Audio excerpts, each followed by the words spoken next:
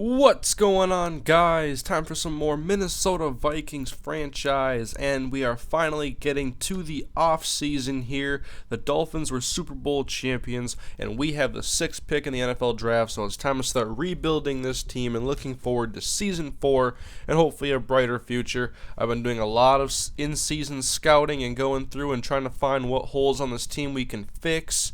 And so hopefully we can find some good prospects in this year's draft and also in free agency. I know a lot of guys are telling me that I should make a big splash in free agency, and well, I have the cap room to do so, but those top players really don't make it to free agency. I haven't seen very many guys with over 90 overall, and so you're not going to see an Asamoah in free agency. You just don't really see that. Teams tend to re-sign those guys.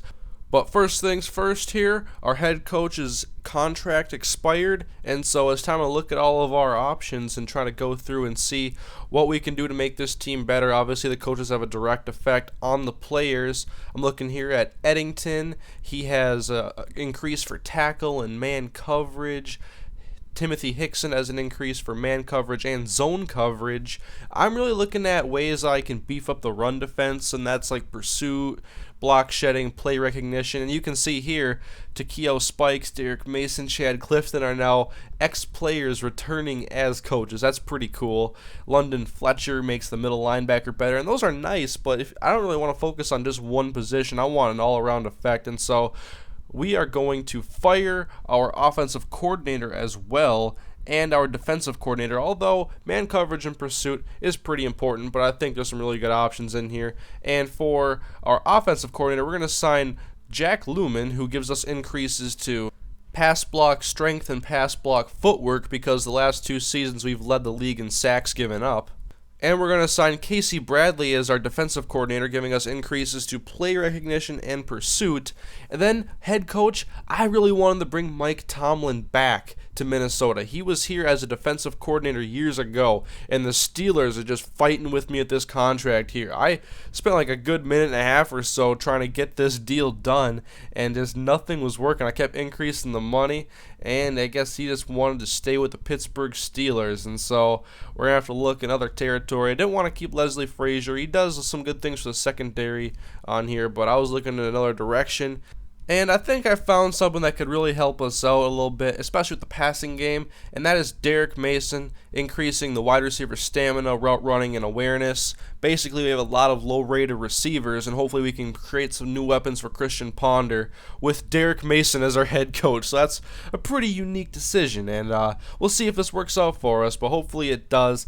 And right here you can see how guys have progressed or regressed. We've seen Kevin Williams and Jared Allen go down in overall. Nate Potter went up. Morris Claiborne skyrocketed after what I thought was kind of a poor season.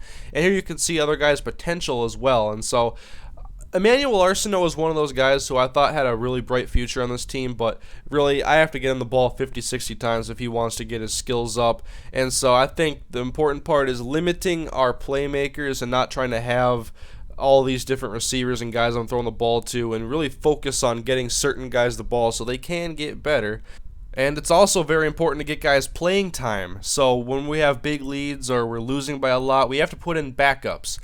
But now we have to go into the retirements, and we are going to lose Steve Hutchinson and Plaxico Burress, 2 important players. I mean, Plaxico, low overall, 77 speed, but I used him in the proper way. I just threw him balls high, and he jumped up and grabbed them. And now, look at the rest of these retirements. These are all a lot of big-name players. Look at the Seahawks losing Aaron Smith, Brian Urlacher, Quentin Jammer. There's a lot of big names retiring in here. And we get to the re-signing aspect of the offseason, and this is where it gets kind of cluttered because we have over 30 guys with expired contracts. I didn't do a great job at looking where we had a lot of expiring contracts in terms of year and managing that accordingly, but luckily salary cap really isn't an issue because guys don't demand realistic contracts in here, and they really take low ball offers, and that's something I think they need to improve on. If a star player is in his 3rd contract, he's going to want big money, and you're going to see here some of the things I'm able to do that I don't think is necessarily realistic. Like Kevin Williams is not going to take $2 million a year. This year he made $6 million, so I'm not thinking that for his 12th season he wants to make $2. Jared Allen, it's kind of the same thing over here. 11th year, he's costing a little bit more money, but it's not really a big deal. And guys wanted me to get rid of Jared Allen, Percy Harvin, but realistically, these guys do have an impact. Obviously, Percy's been hurt a lot, so I got to keep my options open with wide receiver, honestly. Percy Harvin's one of my favorite players, so I have a hard time getting rid of him, and so I do re-sign him, but he kind of is on the hot seat a little bit. We'll re-sign Jim Kleinsaucer, glad he hasn't retired yet. Toby Gerhart, $650,000. I don't think that's realistic. Remy Ayadel, he's going to cost me $1.5 million just because I like his block shedding and him coming in as a backup defensive tackle. I re-signed a lot of the offensive linemen, mainly for depth, because I look to really improve that in this offseason. And Chris Prozinski was a guy I signed late in the year. He has A potential, so I'm really wondering if he can turn into anything at safety. Brandon Fusco had a decent season, so we'll give him a re-sign. And Brian Robinson has not gotten much better in terms of overall in his ratings, so he gets a one-year deal. E-Man, he's going to get 4 years, not costing me a lot of money. Re-sign Noel Devine, and going forward, Dondre Reed, he's a good backup as well. I re-signed a lot of these guys for depth because they're quality. Antoine Barnes is an awesome backup linebacker, and Chris Cluel is given a 7-year contract because it doesn't really matter. Brandon Burton, I debated it, but I went against it because his awareness is just so low. Cedric Griffin, I really thought I was not going to re-sign him, but I have an idea for him, and so I do give him a contract. And Shanko, I really don't want to have to go out and find another tight end, and I'm starting to go away from those 2 tight end sets, but maybe I'll have to go back to doing some of those. I'm not planning on really addressing tight end in the offseason right now. We have Kyle Rudolph, and here's all the guys I did not put contracts on. Hussein Abdullah, Tim Tebow, Brandon Burton. Those are the bigger names on here, and there's some guys that I don't think have as big of an impact, and here I signed some guys late in the season that had F potential, so obviously they're not going to turn into anything. But then I did sign Ronell Lewis because we just need the depth. And cornerback is really one of the things that I think is a strong point on this team going forward with our youth. And then just looking at the blocking statistics here, Nate Potter, great pass blocker. But definitely addressing some of the holes on there is important this offseason, especially with the retirement of Steve Hutchinson. And so now it's time to do free agent bidding, and here's like the top players. LeGarrette Blount, Michael Turner, there is not much here. Look at the wide receivers. I don't want to take someone who's 30, so that limits my options to Marquise Mays and Michael Crabtree pretty much for these top receivers. I look at speed, I look at acceleration, but obviously I can get past that if someone's tall. I put one on Taylor Price because he has a lot of speed. We'll see if he can have a spot on this team. And I was just looking at offensive line, and it's just there is no opportunities for big signings. Those type of players get re-signed and stick with their teams. Traditionally, anyways. Obviously, Michael Turner is a free agent, so it's not going to always be perfect. But it's not like the real NFL where there is some big free agent signings and guys going to new teams. So I do want to make a big splash, but really my options are limited. Cornerback, I don't really think it's a big hole for us with our youth. But safety, I want to drastically improve it, and the top-rated guy is the guy I didn't re-sign. So it can be hard to rebuild your team through free agency, and that makes the draft that much more important. You got to be able to get that top talent in the first few rounds when there's opportunities for high-potential players. And just looking here, we have the lead right now on Taylor Price. And then I was looking at Michael Crabtree because he's younger. He's got all right speed. He's 6'1". And Jacksonville's currently on him. But with 2 seconds left, I put a bid on him. 5-year contract, $18.77 million. Need another option out wide. And so we're going to get Michael Crabtree. We completed that, and we did get him signed. So we look now at left guard. And I found a veteran that I think can hold it down for a year or two if we can address that in Ryan Lilja. One thing I did with this offseason compared to the rest is that I spent a lot more time planning it out about what positions I thought I needed to address and what was the most important. So I was looking at a lot of statistics and just trying to figure out the best scenarios for us. And if you saw above there, Brandon Burton is going to be a Jacksonville Jaguar now. He's got 99-man coverage, but with that awareness, it's hard to really use that. And here is all the players that we won in the bids anyways. Taylor Price, Michael Crabtree, Eric Norwood, Nate Stupar, Ryan Lilja, and Andre Smith at right tackle. And then I thought I had to make this decision right here. Noel Devine has like 65 catching. He's very injury prone. And I almost traded him to the Bears, but I'm like, wait a minute. You don't trade within your division. So yeah, it's a 7th round pick.